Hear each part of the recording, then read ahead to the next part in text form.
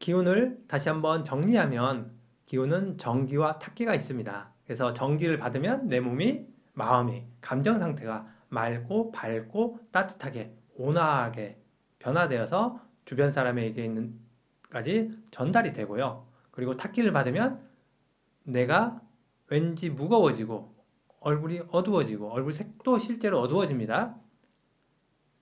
그리고 주변 사람에게 말을 강하게 해서 상처를 주는 표현들을 많이 하게 됩니다. 그래서 과거보다 나의 명상이 잘 되고 있다면 그 과거에 강하게 해서 상처 주던 게 10개였다면 지금은 8개, 7개, 5개, 하나 이런 식으로 점점점 줄어들어야 되겠죠. 물론 10개에서 하나도 없는 것으로 확 바뀌면 좋겠는데 확 바뀌는 거는 환상이죠. 그래서 단계별로 티끌모아 태산처럼 나가는 게 바로 명상의 올바른 방법이라고 말씀드릴 수가 있습니다.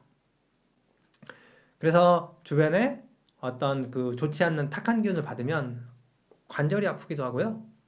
막 옆에서 냄새가 나기도 하고 그렇습니다. 그런 것들은 나중에 명상을 통해서 좀 더 체험을 해보는 게 중요한 것 같습니다. 그럼 탁기의 생성 원인은 어떻게 될까요? 일단 탁기가 생성되는 원인은 몸과 마음이라는, 즉 물질적인 것과 정신적인 것 두 가지로 나누어 볼 수 있는데요. 대략 2대 8 정도 됩니다. 물질적인 것은 공해, 또 음식, 물 등에 의해서 생성이 되고요. 그리고 정신적인 것은 스트레스, 갈등에 의해서 주로 생성이 된다고 볼 수가 있습니다.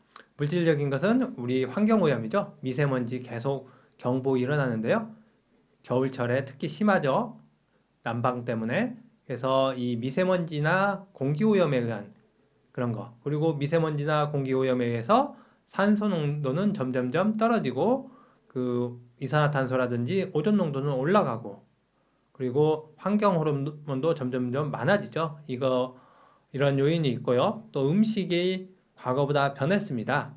어떤 음식인가 하면 바로 합성 조미료 그리고 기름에 튀긴 음식들이 점점 많아지면서 활성산소가 포함된 음식들이 많아졌습니다. 그걸 먹으면 장에 있는 유익한 박테리아, 유익한 세균은 점점 줄고 나쁜 독소를 만들어내는 장내 세균이 증가하면서 내 몸에 독소가 가득 차고 이것이 나의 뇌까지 올라가서 뇌에도 아주 나쁜 영향을 미친다는 게 요즘 연구 결과이죠. 그래서 장이 건강하면 치매 예방에도 많은 도움이 된다고 표현하고 있습니다. 그리고 지구의 기후가 극심하게 변하고 있죠. 따뜻했다가 갑자기 추워지고 그리고 폭우가 갑자기 쏟아지거나 폭염이 쏟아져서 이런 거에 나의 몸이 적응하는데도 면역력이 부족해서 이걸 견디기가 어려워지고 있습니다. 그래서 이런 것들이 대략 20, 30%. 그래서 나의 면역력이 강한지 약한지는 환절기에 감기가 잘 걸린다. 그러신 분은 굉장히 스트레스가 많은 상태이고 자신의 면역력이 매우 좋지 않다라고 판단을 하셔도 좋을 것 같습니다. 그래서 환절기에 이상 없이 잘 넘어갈 수 있어야 되고요. 또 하나는 식사 후에 식곤증이 없으면 그래도 면역력이 좀 강하신 겁니다. 그런데 식사만 하고 나면 점점 졸리신다. 한 분 있죠? 자신 안에 에너지가 부족하기 때문에 많은 에너지가 식사한 것을 소화시키는데 사용되어서 나의 정신을 온전하게 유지하는데 필요한 에너지가 고갈된 상태를 의미합니다. 그래서 식곤증 있다 하시면 푹 주무시고 휴식을 취하고 나를 좀 더 건강하게 할 수 있는 다양한 방법들을 꼭 실천하시는 게 좋습니다. 그렇다면 물질적인 거 외에 정신적인 거는 무엇이 있을까요? 정신적인 탁기를 보면 지식 위주의 사회, 지식 위주의 교육이 우리의 내면을 굉장히 힘들게 하고 있습니다. 수많은 소화되지 못한 지식은 내 안에 쌓여 있거든요. 그리고 갈수록 사회가 급변하고 있다 보니까 경쟁을 많이 하죠. 그러다 보면 이 경쟁으로 인한 스트레스가 자신 안에 계속적으로 누적이 됩니다. 그리고 또 사회 뉴스에도 보면 굉장히 자극적인 그런 언론 보도들이 많죠. 뉴스의 본질이 사람을 괴롭히는 게 돼버렸습니다. 요즘은. 그래서 가급적이면 사회 사건 뉴스들은 안 보시는 게 정신 건강과 스트레스 관리에 매우 유익하다고 말씀드릴 수 있습니다. 뉴스에서 나오는 것들은 굉장히 자극적이죠. 그렇기 때문에 어떻습니까? 보면 짜릿짜릿하면서 희열을 느끼는 것 같은데 그게 바로 내 안에 그대로 남아서 나를 힘들게 하는 거죠. 좋은 영화, 좋은 음악은 어떻습니까? 탁탁 치지 않고 감미롭게 들립니다. 사랑의 메시지는 감미롭게 들리고 자극적이지 않다는 얘기죠. 그런데 자극적이라는 얘기는 나 안에 그대로 상처로 남아서 오랫동안 유지된다고 보시면 될 것 같습니다.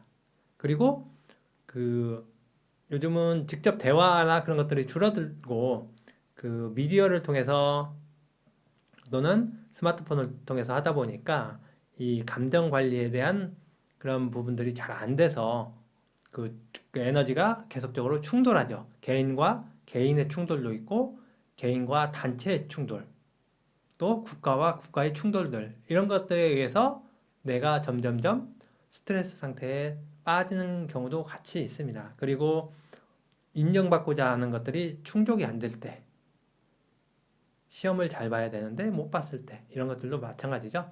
그래서 우리 이 정신적인 스트레스에서 나타난 증상들이 있죠. 외로움, 만성 통증, 그 다음에 괴로움, 그 다음에 왠지 모르게 불안한. 그래서 어떤 엘리베이터 같은 거 탔을 때 공포증을 느끼시는 분들 있죠. 혼돈을 빠지면서. 그래서 그런 것들을 약으로 극복하시는 분들이 있는데 그만큼 자신 안에 정서 불안이 차지하고 있다고 보시면 될 것 같습니다. 그래서 이 탁기를 현대 과학에서는 굉장히 유용하게 사용하고 있습니다. 어떻게 사용하느냐? 바로 탁기는 독소를 내뿜기 때문에 이 독소의 성분을 검출해서 질병을 진단하는데요. 이 탁한 기운이 아주 미량이 있고 강도가 약할 때는 냄새로 표현이 안 되는데요. 이게 일정량 이상이 모이면 뭉쳐 있으면 냄새로 발현돼서 화학 성분으로 검출이 가능하다고 합니다. 몇 개월 전에 일본에서 스트레스 냄새를 검출했다는 보도가 있었습니다. 이 스트레스 냄새는 양파 또는 부추와 같은 매콤한 냄새를 포함하고 있다고 하는데요. 이 냄새를 맡으면 나의 스트레스 호르몬이 분비가 촉진이 된다고 합니다. 즉, 스트레스가 전염이 된다는 거죠. 그런데 저희가 명상을 하다 보면 뇌가 명상을 통해서 맑아진 상태에서 그런 스트레스 있는 사람과 만나면 그게 어떤 상태인지를 알 수 있었던 적이 몇 번 있습니다. 머리로 전염되기도 하고 가슴이 답답해지는 경우로 느끼는 경우도 있었고요. 그래서 이 탁기라는 게 잘 활용하면 나를 좀 더 빨리 변화시킬 수 있는 그런 어떤 매개로 사용될 수 있습니다. 그래서 내가 맑아지면 그런 것들을 느끼는 거고 내가 탁한 상태에 있으면 아무리 탁한 거여도 못 느끼고 살게 되죠. 그래서 날마다 목욕했던 사람들은 기본적으로 얼굴빛이나 이런 게 그런 어두운 것들이 어느 정도 빠지는 거죠. 그런데 계속 씻지 않으면 아무리 그거 해도 그 안에 내면에 찌들어 있는 그런 것들이 잘 안 빠지듯이 기운도 마찬가지로 맑아지려고 끊임없이 해주면 그게 일상화가 되면서 그 맑은 상태를 유지하는 거고 그렇지 않고 끊임없이 쌓아만 둔다면 그게 쌓이고 쌓이고 쌓여서 나에게 화병이 되고 또 분노를 일으키고 또 암이라든지 뭐 여러 가지 소화불량을 일으키는 원인으로 작용을 합니다. 그래서 스트레스 냄새는 주로 이제 입냄새를 통해서 많이 검출이 되는데요. 입냄새가 많이 난다 하시는 분들은 내 몸 안에 탁기가 가득 쌓여 있다. 근데 말을 하지 않아도 주변에서 냄새로 풍기는 경우도 종종 있죠. 그건 즉 뭐냐면 건강 상태가 좋지 않으면 않을수록 이런 냄새는 점점 강하게 주변으로 쭉쭉쭉쭉 퍼져나간다고 생각하시면 될 것 같습니다. 그래서 명상을 통해서 냄새나는 삶이 아닌 냄새나지 않는 기운이 향기 있는 기운으로 따뜻한 기운이 될 수 있도록 스스로 노력을 해보시면 어떨까 합니다. 우리 몸에 쌓이는 스트레스와 탁기 이것도 강도에 따라서 우리 몸에 저장되는 위치가 다르고요. 강도에 따라서 저장되는 위치가 다르기 때문에 제거되는데 필요한 시간이나 기법에도 차이가 있다고 말씀드릴 수가 있습니다. 가장 적은 탁기는 우리 몸의 피부에 또는 점막, 입안 있죠? 코 속, 눈 안쪽 이런 점막에 나타나고요. 좀 더 심하면 근육으로 나타납니다. 그래서 스트레스 받으면 근육통이 생기죠. 이게 2단계라고 말씀드릴 수가 있습니다. 좀 더 심하면 장으로. 그래서 뭐 하다 보면 갑자기 소화가 안 되고 위장이 탈이 나고 경직되는 경우 있죠. 그리고 장염이 발생되기도 하죠. 이런 것들을 3단계로 표현할 수 있고요. 4단계는 뼛속에 사무친다는 표현을 하기 때문에 뼈까지 치고 들어가는 아주 깊이 들어가는 그런 탁기가 있고 좀 더 심하면 뇌리에 박힌다는 표현을 합니다. 수술 중에서 뇌수술이 가장 위험하죠? 그렇듯 어떤 강도의 탁기가 지속적으로 미치느냐 아니면 순간적으로 했느냐에 따라서 내 몸에 쌓여있는 위치가 다르다. 이것을 꼭 기억해 주시고 쉽게 그 탁기를 배출할 수 있는 것은 피부와 근육과 장부 정도까지는 적은 노력으로도 어느 정도 개선이 가능합니다. 그런데 뼛속에 있는 뼛속까지 침투한 그런 탁기, 뇌리에 박혀 있는 그 탁기는 그 사람의 일생을 지배하면서 쉽게 변화되지 않습니다. 이런 것들은 많은 노력이 필요하고 그걸 그 에너지를 그 탁한 에너지를 변화시키기 위해서는 충분한 사전 준비가 필요합니다.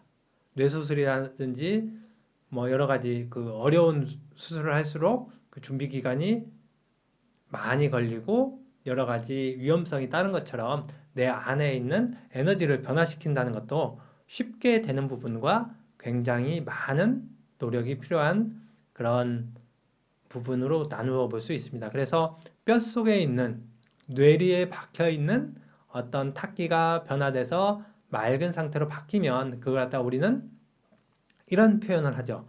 환골탈퇴. 뼈가 바뀌었다. 뼛속에 있는 기운이 바뀌었다라고 표현하는 거죠. 그러면서 전체적으로 타인이 몰라볼 정도까지 변화된다고 합니다. 그런 경험을 해보고 싶죠? 근데 쉽게 되지 않는다고 하네요. 그만큼 위험한 만큼 그 변화됐을 때는 쾌락이 오는데 그게 쉽지가 않아서 말이죠. 네. 그래서 맑은 기운을 호흡을 통해서 끌어당겨서 탁한 기운을 계속 씻어내리는 단계가 있고요. 맑은 기운을 받아서 그걸 씻어내리다가 어느 정도 나의 능력이 커지면 이 탁한 기운을 가슴으로 모아서 아랫배 단전에 넣고 단전에서 이걸 갖다 재활용하는 방법을 사용하게 됩니다. 그 단계가 하면 호흡의 2단계 정도가 되었다고 볼 수가 있겠죠. 그래서 초보자는 내 몸에서 내 마음에서 무조건적으로 배출시키는 방법을 쓰는데 이때 어디를 통해서 배출시키는가 하면 바로 발바닥 용천을 통해서 배출시키게 됩니다. 용천을 통해서 계속적으로 내려보면 이게 이 발바닥에서 반응이 와서 발바닥이 따끔따끔거리기도 하고 또는 뜨거워지는 걸 느끼기도 하고 그렇습니다.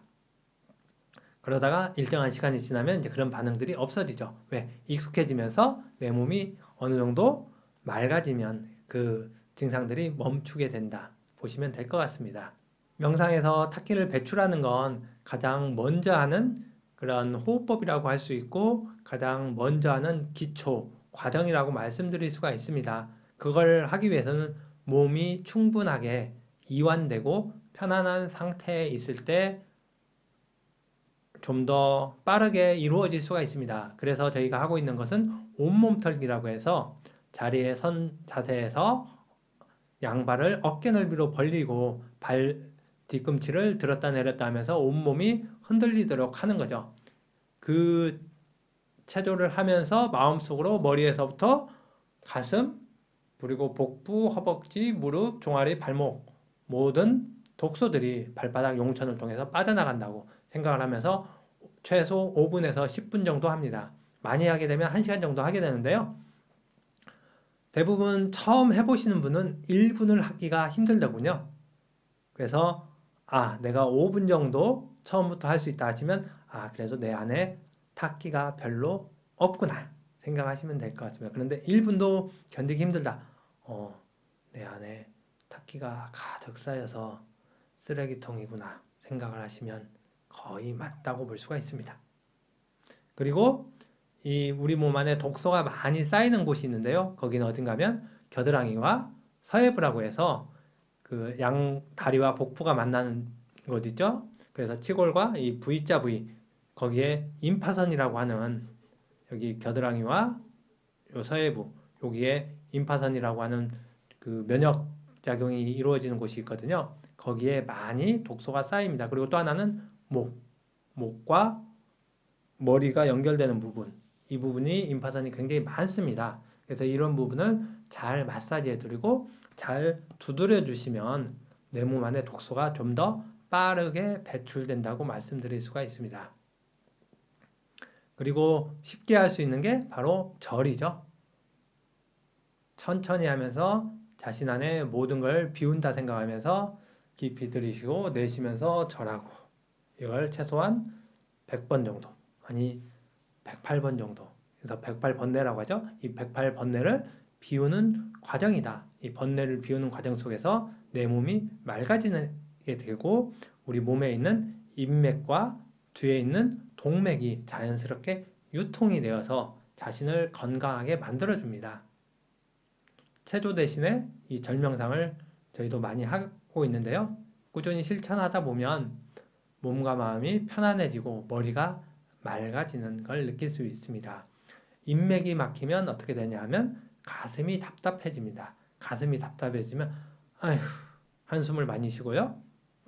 그리고 뭔가를 해야 되는데 한숨 쉬느라고 추진력을 발휘하지 못합니다. 그런데 이 뒤쪽 동맥이 막히면 뭐 있었는데 뭐였지 뭐 해야지 뭐였지 아무리 해도 생각이 안 나네 그런 기억력 저하 현상으로 나타납니다.